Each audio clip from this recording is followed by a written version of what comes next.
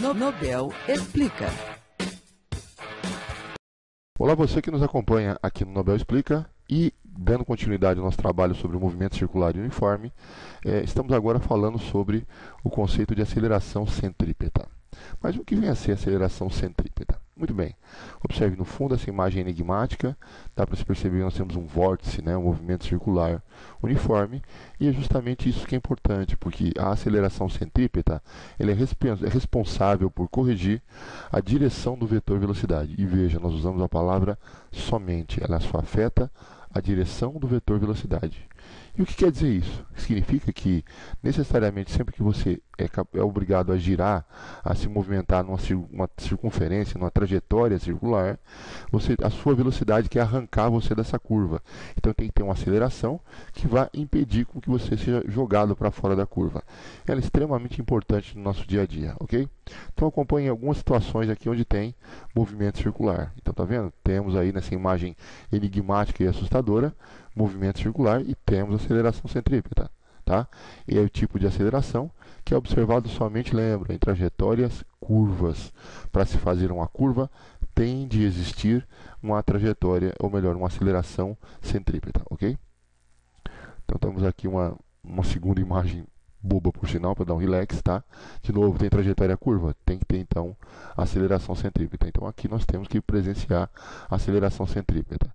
No malabarismo executado por esse rapaz simpático, também tem aceleração centrípeta. Logo a seguir, você vai perceber que quando você tem uma roda em movimento, para essa roda poder acompanhar o perfil de uma curva, subir, digamos, numa rampa, ou passar por um quebra-mola, tem de existir a aceleração centrípeta. Perceba na formação de um furacão, devido à presença, de repente, de massas de ar com temperaturas diferentes, rotação da Terra e uma série de eventos, dá para perceber a trajetória circular, tem de existir aceleração centrípeta. E essa espetacular, mas importante imagem, vocês vão perceber aqui um detalhe extremamente importante. Aqui nós temos alguma coisa parecida com fogo de artifício, e vocês podem perceber que as fagulhas, quando saem da circunferência, elas tendem a fugir em linha reta, o que reforça a nossa ideia de que é necessário alguém para corrigir o caminho que qualquer objeto que está em movimento circular executa. Mas agora a gente tem um exemplo bem interessante aqui que vocês vão poder acompanhar com mais tranquilidade. Veja, nós temos aqui a roda de um veículo, e para essa roda de veículo poder se movimentar, lembra, vamos criar movimento, simular movimento. Lembra, ela empurra o chão empurra ela, e ele acaba se movimentando para frente, tá vendo? Aqui nós temos uma trajetória, um caminho que é uma linha reta. Aqui talvez nem tanto. Para fazer essa curva aqui a gente vai precisar de ajuda. Mas esse vetor, esse símbolo desenhado em vermelho, que é um segmento de reta orientado chamado de vetor velocidade, por sinal, ele está tangenciando, está tirando casquinha dessa trajetória. Quando ele está em cima de uma outra superfície, a coisa já muda um pouquinho de figura, tá vendo? Nosso vetor velocidade aqui, e aí nós temos a tangencialidade, Então querendo fugir dessa curva. Então perceba, neste primeiro caso, no segundo caso, nós temos um vetor velocidade. Então, primeira informação que é crucial que você domine. O vetor que representa a velocidade de um objeto é sempre tangencial, ele sempre quer fugir do caminho onde você se encontra. Quando você está em linha reta, não tem muita fuga, mas quando você está em cima de uma circunferência ou de uma superfície que é curva, não precisa ser uma circunferência. A tendência, pela primeira lei de Newton, é que na ausência de uma força resultante, todo o corpo tende a manter a sua velocidade vetorial e, principalmente, movimento retilíneo uniforme. Ele quer fugir e quer continuar em linha reta. Isso não é possível, tá certo? Por que não é possível? Porque a gravidade naturalmente puxaria ele para baixo.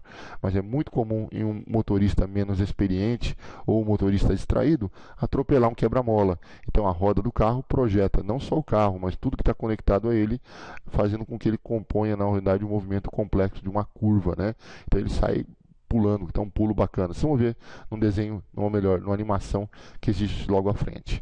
Mas o mais importante que você saiba é que aqui existe uma curva embutida, embora muitas vezes ela não esteja completamente circular, não seja bonitinha conforme nós imaginemos. E você vai perceber também que existe a necessidade de corrigir esse vetor, impedir com que ele saia, faça com que o carro saia voando. Então a gente é obrigado a puxar esse vetor de velocidade para baixo com o objetivo, com o intuito de permanecer na curva e ele poder acompanhar esse perfil curvo dessa lombada, desse quebra-mola, como a gente chama aqui, né? Então, a aceleração centrípeta, ela sempre vai ser para nós perpendicular à direção desse movimento. Quem determina a direção do movimento? O vetor velocidade dele, esse que está representado aqui junto à roda, onde a roda toca o chão. E ele é sempre perpendicular, tá vendo? Formando um ângulo de 90 graus. Eu quero que você forme essa imagem na sua mental. Pense em um motoboy transportando uma lança medieval. Se ele estiver fazendo uma curva e não tomar os devidos cuidados, ele vai machucar alguém. Então, todo momento ele tem que estar mudando a direção dessa lança para evitar com que ela atinja. Essa lança seria quem? Esse vetor velocidade. Quando você puxa ele para o centro, ou melhor, por isso que a aceleração é centrípeta, de centro, ela faz com que essa velocidade acompanhe o perfil desta curva que está mostrada aqui, tá bom? Então, por isso, veja aqui na imagem, ou melhor, é claro, todo mundo sabe que isso é uma montagem, né? Mas pode perceber que o veículo ele perdeu o contato com o chão. Por quê? Porque o vetor velocidade dele passou por uma lombada e, é claro, e continuou em linha reta, uma vez que a velocidade dele era grande. Então, a tendência dele é da gravidade trazer ele de volta. Por sinal, uma imagem que é com certeza uma montagem, né? Porque isso não seria fisicamente possível, ok? Continuemos. Vamos agora tentar calcular a aceleração centrípeta. Então veja, nós temos aqui duas expressões, todas baseadas, né, nos fatores cinemáticos do movimento circular, que seriam o quê?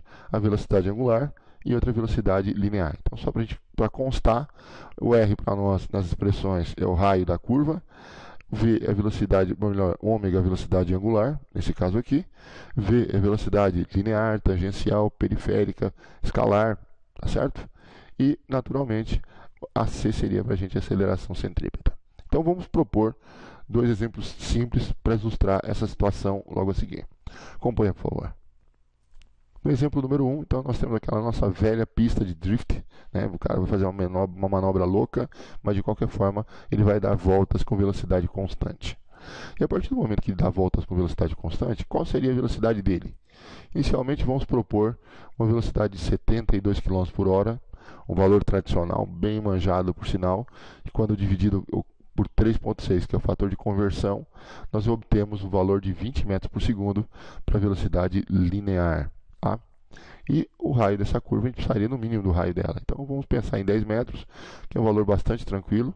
Vamos localizar a aceleração centrípeta. Está vendo? Perpendicular à direção do movimento. E agora nós vamos, como objetivo, calcular essa aceleração centrípeta. Então vamos lá. Cálculos a seguir. Quem é a aceleração centrípeta? Nesse caso, uma vez que nós temos a velocidade linear, ela é só velocidade linear ao quadrado por raio. Quanto que vale então o nosso raio? Nosso raio vale 10, a velocidade em si é 20 metros por segundo. Uma vez elevada ao quadrado, ela deve ser igual a 400. 400 por 10 é igual a 40 metros por segundo ao quadrado. Uma velocidade, ou melhor, uma aceleração absurdamente grande. Se a gente pensar na gravidade em torno de 10 metros por segundo ao quadrado, ela é 4 vezes maior, né? E é verdade, todo mundo sente a força, de repente, quando faz uma curva. Imagina você dentro de uma circunferência e faz uma curva com grande velocidade. O seu corpo, por inércia, ele é movido da posição original. Todo mundo sente, né, a força que atua sobre o seu corpo, tá bom? Vamos para um exemplo 2 agora. Só que agora vamos pensar em termos de velocidade angular para descrever essa aceleração centrípeta. Veja. Voltamos a ter uma volta a cada 2 segundos. Isso é uma maneira de nós entendermos e relacionar a velocidade angular. O raio para nós vale 10 metros. E o nosso objetivo ainda é, de novo, calcular a aceleração centrípeta, né? Então, de novo, a velocidade angular, nossa velha conhecida, é igual ao ângulo percorrido. Lembra? Delta variação, φ ângulo. Delta t, delta tempo, intervalo de tempo. Então nós temos o ângulo de uma volta inteira, que é, lembra, uma volta, 2π radianos. Tempo, 2 segundos. Quando você divide 2π por 2, naturalmente nós obtemos π radianos por segundo, ok? Uma vez encontrado esse valor, vamos calcular a aceleração centrípeta. Ômega ao quadrado por raio. Ômega, π radianos. Π ao quadrado, raio para nós, 10 metros. Então, uma vez que nós convertemos π em 3,14 e elevamos ele ao quadrado, é uma coisa em torno de 9, alguma coisinha, né? Vezes 10, 98,56. Essa é uma aceleração centrípeta muito grande, praticamente 10 vezes quase maior do que a velocidade, a aceleração da gravidade. Então, possivelmente esse corpo sofreria, quem estivesse dentro desse veículo, sofreria, na verdade, forças muito grandes, né? Estaria sujeito, né, a uma tendência a permanecer dentro da circunferência à medida que ele vai, muito grande. Por quê? Velocidade grande, o intervalo de tempo, uma volta em 2 segundos. Se o raio para nós é de 10 metros, ele está praticamente voando dentro do avião a jato, ok? Bom, espero que você tenha aproveitado, entendido. Qualquer dúvida, converse com a gente. Um grande abraço, até mais ver. E acompanhe mais, que a gente tem sempre dicas novas sobre movimento circular e outros tópicos aqui no Nobel Explica. Até mais.